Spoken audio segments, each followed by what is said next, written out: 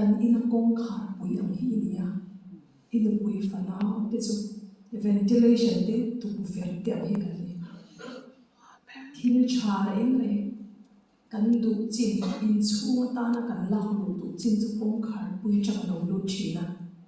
kan pai du reng re chu kong khar pui chang kan pai chok chi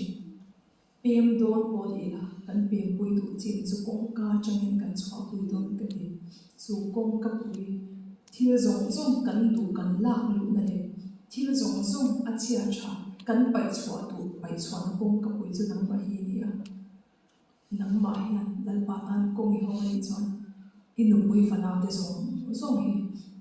amal som na chen tu tu chu kan me ka patir ma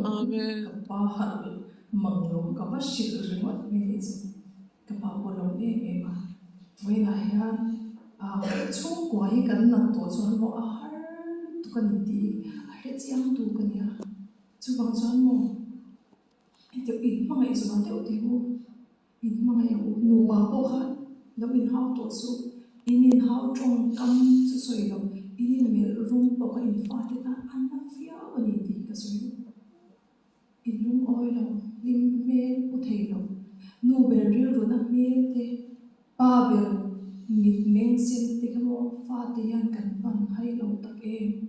voi na yan kan chu ko dam chon mo kan in khom don tu pastor in lo in khom lo ati hi kan ai don ring lo chalai pol ten kan fa te an ron khor chwa tan kan o mai angai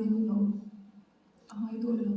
ke ma nin kan chuwa ma hai ni chu kan to ma ki chon chung ko nom zo chung ko him Christian chung ko chu kan lo ni te don ni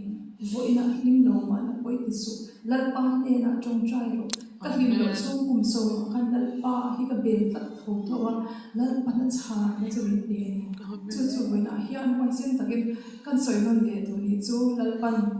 kan thu soi te a fakla kan sa te man min som se amen